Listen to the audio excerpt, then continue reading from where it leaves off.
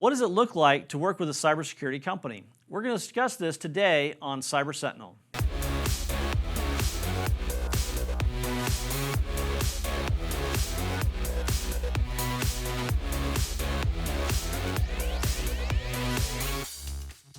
Hello, I'm Alan Adcock. I am CEO of ASC Group. ASC Group is a cybersecurity and IT networking company based here in Woodstock, Georgia. This show is Cyber Sentinel, where we talk about your business issues and security questions. On this episode, we're going to address a few of those questions, so let's get started. Do I need to hire a cybersecurity company? If so, what type of business is it recommended for? So companies reach out to us for various reasons. We still offer the traditional managed service provider model where we come in and become an IT resource or the IT department for your company. In addition to the cybersecurity offerings that we have, we believe that every company needs either an internal or an outsourced IT services organization to help make everything run. And then we add cybersecurity services and packages on top of that traditional package for just making sure everything's running. Obviously, a company is the victim of an ongoing attack. Sometimes we'll get those folks that reach out to us. At that point, there's not a lot we can do, right? The attack has already happened or is ongoing. You're going to disconnect that organization. You're going to see what they've got in the manner of backup disaster recovery. You're going to try to get them back up online and then inoculate that environment to further attacks that have already that have been installed as part of the initial attack. Oftentimes, the initial attack will cover future attacks that the groundwork has been laid for. Hackers have been around since the beginning. When computers first started, you had your dial-up modem that you'd stick on. Take the telephone and stick on there, and you're dialing up. Everybody remembers Matthew Broderick, War Games. He's playing tic-tac-toe with the government computers. So this stuff's been with us since the beginning. The difference is that today, companies are all connected to the internet 100% of the time, right? You don't go and you don't unplug the router when you go home at night. You're connected 100% of the time. Used to be we'd build computer networks for all the servers sat in a closet in your office. And if you had to pull the plug on the internet for a few hours, it's no big deal. Your company's still running. Today, with cloud computing and all that's going on, you cannot unplug a company from the internet for any length of time and continue to run those normal business processes. It's all going to come down. So that has led to a major increase in what we call the attack surface for an organization. Attack surface is the number of places that a bad actor can come at you and try to find weaknesses in your IT infrastructure. Given that you're 100% connected all the time, you have a large attack surface. The other piece that has heightened the problem with cybersecurity is the type of threats that are out there. Used to be we'd have a virus that we get on a machine and would screw stuff up. Now it's ransomware is really the main threat that we're seeing as far as being able to go out and take a whole company offline for a month at a time. And that in and of itself is really why every company needs to be working with a vendor on the cybersecurity side. In today's threat environment, we recommend that all companies be working with a managed service provider, MSP, or an IT networking company that has a cybersecurity focus.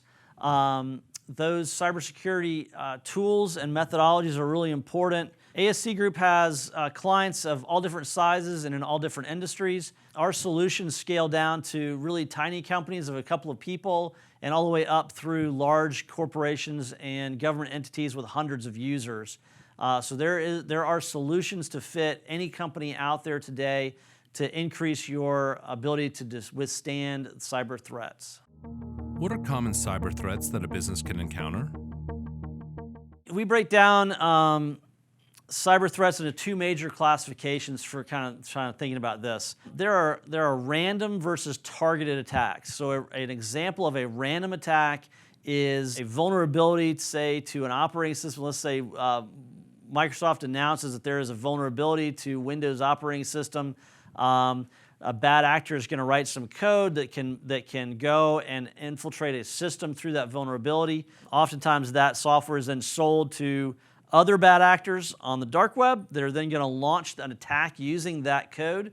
They're going to spray this attack across the internet, just probing to see what they can get into. So it's a very randomized attack. If your systems are not patched or secured against this type of thing, then they can get in through this vulnerability, and then you could potentially be a victim of a random cybersecurity attack. The other type is a targeted attack, which is a lot more worrisome. Targeted attack is going to target your company or the entity for a specific reason. We're seeing this a lot with healthcare, a lot with payment card processing, a lot with any type of financial transactions, where you have targeted attacks that are going after organizations trying to extract money or data or medical records that they can then sell with that type of a targeted attack. We've seen a lot of this with wire fraud, where an outside a threat actor is going to craft highly sophisticated, highly realistic-looking email that looks like it came from internal users in order to try to convince your CFO or your accounting team to wire money to a fraudulent account. That would be an example of a highly targeted attack. Typically, smaller businesses are going to be less the target for a targeted attack, but at the same time, they're more vulnerable to the random attacks because they often don't have as sophisticated a cybersecurity deployments as larger companies do to defend against the random attack.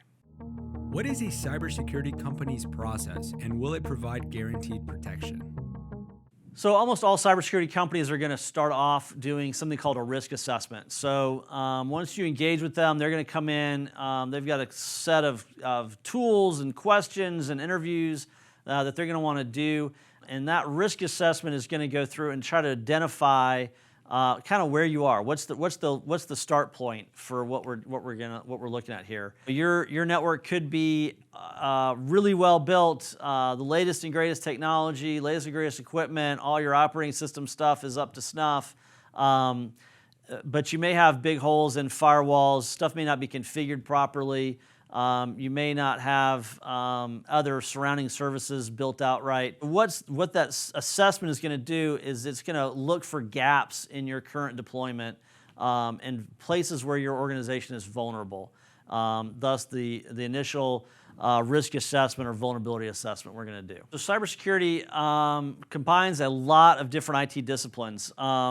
We talked about risk assessments, threat assessments. That is kind of the initial project that is always going to happen when you bring in a cybersecurity company. Once you've identified those gaps are going to be all over different types of IT disciplines. So advanced endpoint security tools is a big one that every company is going to end up deploying. We have advanced backup and disaster recovery tools that we deploy. Because in the event that something does come through, you've got to be able to get that environment back up rapidly. There are networking tools we put in to help slow the spread of any kind of infection inside of a network. And then advanced services like penetration testing, where we will come in and try to basically hack into your network from the outside and discover any type of methodologies that will work to get into that organization. And then things like SIEM, which is a tool, a really advanced tool that gathers information from all over your network, the firewalls, the servers. We're going to pull all kinds of security information and event management together to try to get a holistic view for a security analyst to see exactly what's going on. Trying to identify, is this just a notification that can be ignored, or is this notification part of a larger attack that we really have to pay attention to? We correlate things like where was the attack launched from? Was the attack launched from a known bad actor in a foreign country? Was it what kind of payloads were used? Is this pattern fit what we've seen at other locations or have been in the wild? To determine whether or not this is a real emergency or whether this is just noise. And that's a lot of what those advanced systems are looking at. No cybersecurity company is going to be able to guarantee 100% that you are going to be protected from all manner of cyber attack. If someone comes in and makes that claim to you in a presentation for your company, I'd run the other direction, because there's just no way, given the threats and the potential vulnerabilities, and vulnerabilities have not been uncovered yet, that anybody could make that claim. However, given that, what they can do is deploy sets of tools, processes, training, procedures into your environment that's going to really make it much harder to attack your organization. If your organization is still attacked, all of this stuff that we put in place is going to make it much easier to limit the severity of that attack and be able to get your organization back up and running faster than if you didn't have any of this in place before the attack occurred. So that's all the questions we've got for this episode of Cyber Sentinel. Hopefully that gave you a good background and overview of what it looks like to engage with a cybersecurity company. If you have any further questions on this topic or others you'd like to see us address on Cyber Sentinel, you can find us on the internet at #CyberSentinel, and we'll be happy to address those in future episodes.